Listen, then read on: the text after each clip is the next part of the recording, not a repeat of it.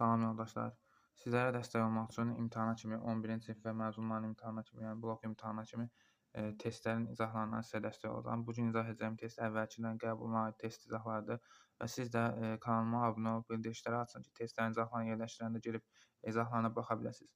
Ondan əlavə, əgər bu testlərin PDF formada işləmək istəyirsinizsə, YouTube kanalımda bio hissəsində WhatsApp qrupum var. WhatsApp qrupuna daxil olun, oradan PDF halında testləri götürüb işləyə bilərsiniz. Bundan əlavə, iyunun 1-ci həftəsi, yəni 3-5 aralığından iyula qədər imtahana kimi sürət qrupu açılacaq. Sürət qrupunda həftədə 3 dəfə dərs keçiriləcək və bundan əlavə xüsusi WhatsApp qrupu olacaq, sınaq qrupu olacaq.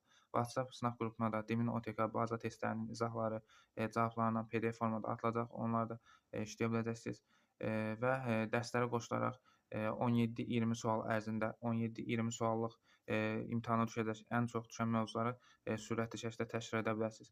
Ümumi dərs proqramı haqqında əlavə məlumat almaq üçün aşağı hissəsində nömrəmi qeyd edəcəm. Nömrəmi yaza bilərsiniz. Deməli, başlayaq birinci sualdan. Verilmiş xüsusiyyətlərinə aid olduğu Azərbaycan şəhərini müəyyən edin. 1603-cü ildə Osmanlı tərəfindən işğal edilmişdir.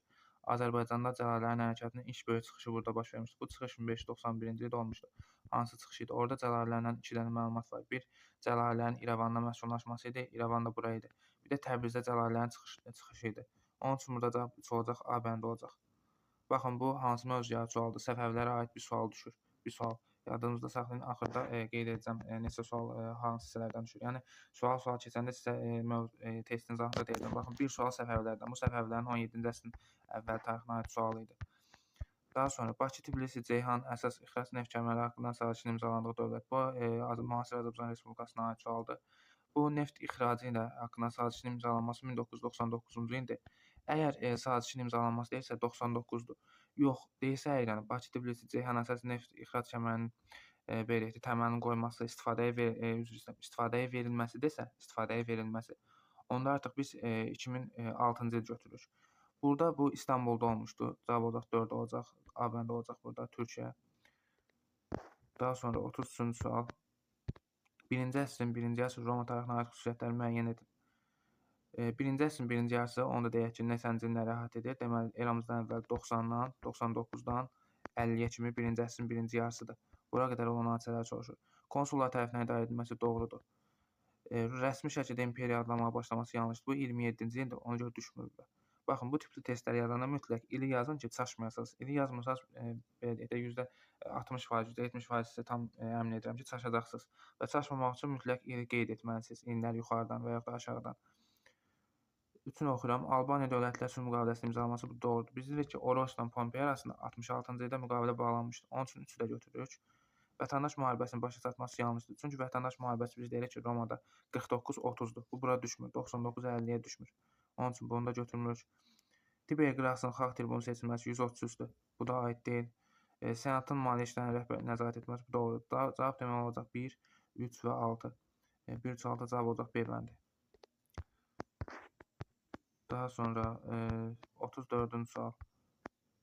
Birinci Dünya müharibəsi ilə Şimali Azərbaycanda baş vermiş mədəni yeniliş. Baxın, Birinci Dünya müharibəsi neçənci il olmağı mütləq bilməliyik. 1914-18 və nəyi soruşur bizə? Mədəni yeniliyi soruşur. Difai partiyasının yaranması mədəni hadisə deyil, siyasi hadisədir. Bu, həmçindəki o dövrə düşmür. 1906-dır bu. Nəşr, maarif, nicat cəmiyyətləri 1905-dir. Amma nədir? Bunun yaranması, belə deyək də, bu dövrə düşmür. Birinci Dünya müharibəsinin dövrünə düşür. Onun üçün götürmürük. İlk Rus dili gimnaziya 1865-dir. Dövrə düşmədiyi üçün götürmürük. Amma bunların ikisi də mədəni hadisə idi. Amma həmin dövrə düşmədiyi üçün götürmürük. Lenin Məcnun operasının tamaşaya qoyulması 1906-dır. 6 olduğu üçün götürmürük. Həmin dövrə düşmür. Amma mədəni yenilişdir. Neft milyonlar sənəti filminin çəkilməsi bu doğrudur. Bu 1916-dır. Həmin dövrə düşür və cavabımız olacaq Y bəndi. 35-ci sual. Hadisə nəticə əlaqələrini doğru verdiyi cavabı müəyyən edin. Baxın, bu da Səfəvi dövlətinə aid sualdır. Səfəvi dövlətinə aid olan 2 sual var. Hələ ki. Çaldıran döyüşündə məğlubiyyət. Bizdən nəyi soruşur? Doğru olanları soruşur. Baxın, bunu mütləq qoyun, pluslu qoyun. Birinci plusları axtararsınız, düz olanları axtararsınız. 1514 Çaldıran döyüşündə məğlubiyyət Səfəvilərin Cənubi Şərqi Anadolunun itirməsi bu doğrudur. Deməli, biri götürülməliyik. Malatya döyüşündə qələbə Ağqoyun dövlətinin əsasının qoyulması yanlışdır. Daha sonra Osmanlı 1-ci Süleymanın 16-cı əsrin 30-cu illərində Səfəvilər üzərində yürüşü 534-də Bağdad da daxil olmaq, Ərəb İraqının Osmanlılar tərəfindən tutulması, bu da doğrudur. Şeyx İsmailin Təbrizə daxil olması, Səfəvi dövlətinin yayılması, bu da doğrudur. 501-də Şirvanşahlar dövlətinin ləğv edilməsi, Səfəvi dövlətinin Azərbaycan torpaqlarının birləşmə prosesinin başa çatması, bu yanlışdır. Niyə yanlışdır? Çünki birləşmə prosesi Şəki ilə başa çatır 1551-ci ildə. Bizdən doğruları soruşduğunuz üçün 1 olacaq, 3 olacaq və 4 olacaq. 1, 3, 4 cavab olacaq D-bəndi. Daha sonra Böyük Səlcuq İmperatorluğunun Böyük Səlcuq dövləti mövcudluğu dövrünə 1038-dən 1157-yə kimi. Didqor döyüşü 1121-dir. Cavabımız olacaq A bəndi. Didqor döyüşü. Axistan hakimiyyətə gəlməsi 1160-dır, düşmür. Səlalə dövlətinin süqutu 981-dir, düşmür. Daha əvvəl Şəmsəddin Eldənizin Atabək titulu alması 1160-dır, o da düşmür. Amma bunlar 1157-də süquta uğramışdı, onun üçün bunlar aid olmadı. Bağdad şəhərinin əsasını qoyması 762-dir, bu da aid deyil. Bağdad şəhərinin əsası qoymuşdu Ərəb xilafət dövründə 762-ci ildə və Abbasilər dövründə həmin dövr və paytaxt Bağdada köçürülmüşdü, onu yadımızda saxlayaq. Delhi sultanlığına aid deyil. Monqol yürüşlərinə məruz qalması aiddir. İqta torpağı olmuşdu, aiddir. Abbasilər xilafəti ilə dostluq münasibəti aiddir. Hərbi işləri baş vəzirin rəhbərlik etməsi, bu da aiddir. Əsasını Əlaəddin Xəlci Qütbəddin Aybəş tərəfindən qoymuşdu. Onun üçün cavab olacaq burada Y bəndi. 38-ci sual. Salari hökmdarı Mərzbəli Məhəmməd və Atabəy Şəmsəddin Eldənizin fəaliyyətinə aid ümumi cəhət. Deməli, Slavyanların məğlub edilməsi, Slavyanların məğlub edilməsi bu aid deyil. Bu deməli, Mərzbəli Məhəmməd də Slavyanları məğlub etməmişdir, Atabəy Eldənizdə. Eyni əsrdə yaşamalar, bu da aid deyil. Mərzbəli Məhəmməd yaşamışdı 10-cu əsrdə, Atabəy Eldəniz isə 12-ci əsrdə. Dövlətin paytaxtdan yeni şəhər köçürülməsi, bu da aid deyil. Çünki Atabəy Eldənizdə dövlətin paytaxtını köçürülməmişdir, Naxçıvan olmuşdur. Mərzbəli Məhəmməd də Salarilərin paytaxtını köçürülməmişdir. Ümumiyyətlə, Salarilərin bir dənə paytaxtı Ərdəbil olmuşdur. Səlcuqlardan vasalasını qəbul etmələri, bu da deyil, oxşar xüsusiyyət olmayacaq. Mərzbəli Məhəmmədə aid deyil, Atabəy Eldənizə də demək olar ki, yoxdur belə bir şey, vasalasını qəbul etmələri. Şirvanşahlar dövlətinin asılı hala salınması, cavab olacaq Y. Hər ikisi də Şirvanşahları asılı hala salmışdır. Daha sonra 39-cu sual. Deyir ki, Türkiyə Respublikasının 20-ci əsrin 60-80-cı illərin tarixinə aid oxşarlığı müəyyən edin. ABŞ-ın Truman doktrinası və Marshall planı üçün yardım almağa başlaması. Bu 1947-dir. 56-60-80 deyil, səhvdir. ATƏM-in fəaliyyətinə yaxından iştirak etməsi Türkiyənin bağlı belə bir xüsusiyyəti yoxdur. Həmçinin ATƏM 1975-də yaranmışdır, aid deyil. Turgut Özal 1960 yox, 81-də prezident seçilmişdir. 80-cı illərdə prezident olmuşdur, bu da deyil. Hərbi çevrilişlərin baş vermə cavab olacaq D bəndi. 1960-cı 1960 və 80-ci illərdə hərbi çevrilişlər olmuşdur Türkiyədə. Torpaq islahatı haqqında qanunda 1945-dir, onun üçün o aid olmayacaq. Deməli, daha sonra 40-cı sual. Deyir ki, İrəvan quberniyası. İrəvan quberniyası nə vaxt yaranmışdı? 1849-cu ildə yaranmışdı. Və aid olduğu torpaqlar təxminən bu torpaqlar olacaq. Cavab olacaq nə? 3-4 A bəndi. Hülakülər dövlətinə aid mövcud olduğu dövrə uyğun edir. Baxın, Hülakülərə aid də sırf bir dənə sual düşür. Qazanxanlı islahatlar və yaxud da ümumi Hülakülər dövləti, Hülakülərlə digər əlaqələri, nəsə bir əlaqələrini deyirlər. Yəni, bu Hülakülərlə əlaqəli 100% bir dənə sual düşür. Şərqi Anadolunun Hülakülər dövləti mövcud olduğu illər nə vaxtdır? 1258, 1357-də. Şərqi Anadolunun həmişəlik türk torpağına çevrilməsi Malazgirtdə aid deyil. Osmanlı dövlətinin Orxan Qazi tərəfindən idarə etməyə başlaması 1326-dan, bu doğrudur, düşür. Fransada başlatların çağırılması 1302, bu da aiddir. Azinkur döyüşü 1415-də aid düşmür. Yəni o intervala düşmür. Burada cavab olacaq 2-3 D bəndi. Mətn 1, mətn 2. Bu dövrdə başlaraq insanlar ilk dəfə misdəyəsə bu enolit dövrüdür. Bu dövrdə cəmiyyətin həyatına kişilərin rolu artmağa başladı, şəkinçi ilə məşğul olmağa başladı desə Erkən Tuncdur bu. İndi bizə deyir ki, birinci mətndə bəhs edən dövrdən fərqli olaraq ikinci mətndə, yəni ancaq Erkən Tunca aid olan götürməliyik də biz. İstehsal təsərrüfatı hər ikisində var idi, götürmürük. İnsanlar qəbul etmə asanında yaşayırdılar. Deməli, bu aid deyil. Bu Erkən Tuncda qəbul yox, artıq tayfa idi, onun üçün götürmürük. Axirət dünyasına inam hər iki dövr üçün oxşardır. Tayfalar meydan yanması Erkən Tunca aiddir. Olacaq cavab yalnız 4B bəndi.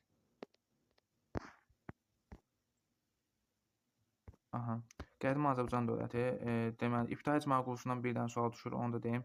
Yəni, o hissəni də dəqiq oxuyun. Bir də Atropatena Albaniya dövləti. Baxın, Manna, İskit, həmən Midiyan demirəm, amma Albaniya və Atropatenadan 100% bir dənə sual düşür. O, digər hissələrdən də sual gələ bilər hər hansı formada, amma Atropatena Albaniyadan 100% bir dənə sual düşür. İbtidai icmadan 100% bir dənə sual düşür. Ən az yəni bu ikilər mövzunu hər tərəfləyən əzbərləyib gedin imtahana. hansı ki, belə deyək də, vaxtı az qalıb, təkrar etməyə vaxtı yoxdur, daha az, belə deyək də, minimum yazmaq istəyir də, belə deyək. Yox, maksimum yazmaq istəyənlər təbii ki, bütün hər bir şeyi oxuyub getməlidirlər imtahana. Atropatena Romalıların hücumuna məruz qalması bu aiddir. Bu Albaniyada yazsaydı, bunu yenə oxşar götürərdik. Albaniyada hücum etmişdi Romalılar. Padşahdan sonra ən hörmətli şəxsin Ay məbədinin kahini Albaniyada idi. Qavqameli döyüş. Baxın, Qavqameli döyüşüdür. Nədir? Makedoniya əsgərlərinin yürüşünə məruz qalmaqdır. Makedoniya əsgərlərə qarşı mübarizə aparmaqdır. Makedoniya əsgərlərlə sülh bağlamaqdır. Atropatena və Albaniya dövlətinə aid ola bilməz. Çünki İskəndərin imperiyası parçalandıqdan sonra yaranmışdı Atropatena Albaniya. Biri olacaq burada A. Biri A olacaq, cavab olacaq Y bəndi. Baxın, hamısı səhvdir. 2-yə də BS olacaq. Roma sərkərdəsi Pompey ilə sülh sazişinin bağlanması bayaq qeyd etmişdim. Oroysu 66-cı ildə, Alan tayfalarının yürüşünə məruz qalması bəli 72-74-cü ildə ən intensiv yürüş olmuşdu. Biri A2-də olacaq, BS olacaq. Baxın, imtahana kimi hər də çalışın, testləri mən yerləşdirəndə izahına baxın. Yəni ən azından belə deyək də, ilk 3-4 dənə testdə çox çətinliyiniz olsa da, amma sonraçlarda artıq özünüzdə inkişafı görəcəksiniz. Ağqoyunlu hökmdarı Uzun Həsənin fəaliyyətinə aid deyil. Osmanlı dövlətinin məğlub edilməsi aiddir. Malatya döyüşü. Yeni sualların əsasının qoyulması aid deyil. Bu yeni sualların əsasının qoyulmamışdır. B olacaq. Gürcüstanın tabe edilməsi Şərqi Gürcüstan 1477 doğrudur. Təbrizin dövlətin paytaxtına çevrilməsi, bu da doğrudur. Teymuriyyə Səudun məğlub edilməsi 1468-69 bu da aiddir. Cavab olacaq B bəndi. Onlar da 8-ci əsrin sonlarında əmirlik yaratdılar. Sonralar Azərbaycanın cənub torpaqlarını çox onların hakimiyyəti altında birləşdirdi. Söhbət kimdən gedir? Rəvvadilər dövlətindən gedir. Və deyir ki, bunlar Muğanı da az-sala salmışlar. Mətndə bəhs olunan dövlətdən fərqli olaraq Şirvanşahlar dövlətinə aid olan tapmalıyıq. Türk mənşəli ümumiyyətlə heç bir türk deyildi. Hər ikisi ərəb mənşəli idi. Slavyanlara qarşı mübarizə aparması bəli, Rəvvadilər aparmamışdı, Şirvanşahlar aparmışdı. Azərbaycan torpaqlarının iki Rəvad dövlətdə birləşdirməsi bu heç birinə aid götürmür bunu. Əslində Şirvanşahlarda vahid birləşdirmək o 5-6 aylıq dövrdə var. 1405-6-cı illəri nəzərdə tuturam. Amma onu da çox vaxt testə götürmürük. Yəni həmçinin də ki, burada ilk dəfə yazdığı üçün Şirvanşahlar götürmürük. İlk dəfə biz Sazilər dövlətini deyirik ki, ilk dəfə Sazilər dövləti Azərbaycan vahid birləşdirmişdi. Dərbənd sədinin təmin etdirməsi bəli sadəcə Şirvanşahlara aiddir. Rəvvadilərdə belə bir hadisə yoxdur. Cavab olacaq C bəndi. Ümumiyyətlə, Dərbənd sədini təmir edənlərdən yadınızda saxlayın ki, baxın, deməli, Dərbənd sədini tikdirmişdi, deməli, Sasanilər dövləti 6-cı əsrin ortalarında, Sadilər təmir etdirmişdi, Şirvanşahlar təmir etdirmişdi, Ərəblər təmir etdirmişdi, Teymurilər təmir etdirmişdi. Bunları yadımıza saxlayaq. 17-ci əsrin ikinci yarısında xarici siyasətində Rusiyanın əsas məqsədləri Qara dəniz sahələrinə yiyələnmək, bəli, var idi bu. Qacarlarla hər hansı bir hadisə yox idi. Qacarlar dövlətinin hücum təhlükəsini ləğv etmək, xeyr. Ukrayna, Belorusiya artıq 17 yox, bu dövrə aid deyildi. Deməli, üzr istəyirəm, bu olacaq. Ukrayna, Belorusiya torpaqlarını ələ keçirmək. Yunan layihəsi isə 18-ci əsr olacaq. Burada bizdən 17-ci əsr soruşur. Deməli, burada onun üçün cavab olacaq 1 ilə 3, deməli. Aha, 1 ilə 3 B bəndi olacaq burada. Cavabımız 46-da. Daha sonra 47-ci sual. Eyler-Venn diaqramına əsasən uyğun bəndləri müəyyən edin. Baxın, bu türk dövlətləridir. Türk dövləti, 1-ci, 2-ci Göytürk, Axun, Uyğur dövləti, Xəzər xəqanlığı. Bunlardan mütləq bir dənə sual düşəcək. Yəni, bunlardan 100% bir dənə sual düşür. Çinlə mübarizə aparılması oxşar xüsusiyyətdir. Deməli, üçə gedəcək A. 6-cı əsrin sonlarında parçalanması 1-ci Göytürkə aiddir, 588. Qutluq xan tərəfindən yaradılması Göytürk dövlətinə aiddir. Axun dövlətinin süqutuna iştirak etməsi 1-ci Göytürk dövlətinə aiddir. 567-ci ildə Sasanlərlə birlikdə. Erkan ortaslarda yaranması hər ikisinə aid olacaq. Deməli, birə aid olacaq BD, birə BD, 2-yə C, 3-ə də anan Y, cavab olacaq B bəndi. Deməli, 48-ci sual. Deyir ki, 20-ci əsrin 80-cı illərində SSR-də elan edilmiş yeniden qurma və aşağılıq Qarbaçov tərəfindən nəticələrin imperiyada mövcud olan münaqişə ocaqlarına bir dəfə son qoydu. Xeyr. Çünki münaqişələr əslində bu proses belə uğurlu olmadı və münaqişə ocaqlarını daha da alovlandırdılar. Azərbaycan xalqının milli oyanış prosesi sürətləndi, bəli, doğrudur. SSR-də Kommunist Partiyasının namı daha da möhkəmləndi, yox, azaldı olmalıydı. İmperiyanın qurbanlarına çevrilmiş xalqlarda müstəqillik meyillərinin artmasına, bəli, doğrudur. Durğunluq dövrü iqtisadiyyatın bütün sahələrində sürətli inkişafla vəziyyəti yox, əksinə tənəzzüllə əvəz olundu. Cavab olacaq 2 və 4, deməli 2-4 Y bəndi. Daha sonra 49-cu sual. AXC-nin Bakı dövründə həyata keçirilən sosial-iqtisadi tədbir. Yeni üstünləşmiş dövlət bayrağı. Baxın, sosial-iqtisadi deyir. və həmçinin Bakı dövrüdür. 1918 sentyabrdan sonra. Yeni üstənlikli bayrağın qəbul olunması Bakı dövrünə aid, amma sosial-iqtisadi tədbir deyil, bu dövlət quruculuğudur. Onun üçün bu yanlışdır. Məktəblərin milliləşdirilməsi həmçinin mədəni tədbirdə düşmür, həmçinin Bakı dövrünə də düşmür. Məktəblərin milliləşdirilməsi 1918 avqustdur. O da Gəncə dövrünə aiddir. Daha sonra Bakı Xalq Komissarlarının milliləşdirməyə bağlı dekretlərin ləğv edilməsi və bu olacaq. Cavab həm Bakı dövrünə aid, həm də sosial-iqtisadi tədbirdir. Aqrar məsələnin tamamilə həll olunması, AXC-də aqrar məsələ ümumiyyətlə həll olunmadı, yarımçıq qalmışdı. Zulfa Mincivanda bu dövrə aid deyil. Cavab olacaq burada C bəndi 49-da. Daha sonra 50-ci sual. 20-ci əsrin başlanğıcında Şimali Azərbaycanda neft sahəsində çox xarakterlikdir. İlk dəfə soyucu sistemi 1863-dür. Aid deyil. İlk dəfə neft sənayesində xarici kapitalın axını 1872-ci ildən sonra götürə bilərik. 72-79-lar. İstehsalın təmərküzləşməsi, bəli. 20-ci əsrin əvvəlində ümumi dünya böhranı baş verir. Neft sahəsi ciddi ziyan görür Azərbaycanda və xırda müəssisələr ləğv olunur. İstehsalın təmərküzləşmə prosesi daha artır. Balaxanı neft mədənlərində işləyən kəndlərin icbari əməyinin ləğv edilməsi bu 1864-dür. Onun üçün yanlışdır. 60-cı illərdir. Neft yataqlarının hər az dövrdə satılmağa başlaması bu 1872-ci ildir. Daha sonra deməli 1-ci Rus-Qacar müharibəsi dövrü 1804 və 13. Xanlıq idarə sistemi saxlanmışdı. Gəncə yanlışdır ümumiyyətlə. Gəncə ümumiyyətlə bilirik ki, Rus-Qacar müharibəsindən əvvəl Gəncədə idarə etmə ləğv edildi. Qarabağ xanlığında bəli qalmışdı, idarə etmə Lənkəranda qalmışdı. Biri olacaq BC, birə BC baxırıq. Deməli bir dənə variantda A variantında var. Birə BC, 2-yə də Rus qoşunlarını məğlub etmişdi İrəvan xanlığı. Gəncə xanlığından söhbət belə gələnməz çünki ondan əvvəl ləğv olunmuşdu. Təbriz xanlığından da yanlışdır, bu da aid deyil. Deməli burada olacaq A bəndi. 52-ci sual. 1-ci və 2-ci Qarabağ müharibəsinin arasındakı dövrdə baş verməyib. Onu da deyim ki, 1-2-ci Qarabağ müharibəsinə aid qısa konspekt var və qeyd etdiyim WhatsApp qrupunda yerləşdirmişəm. Yəni WhatsApp qrupuna daxil olaraq oradan da o konspekti götürüb qısa şəkildə öyrənə bilərsiniz hadisələri.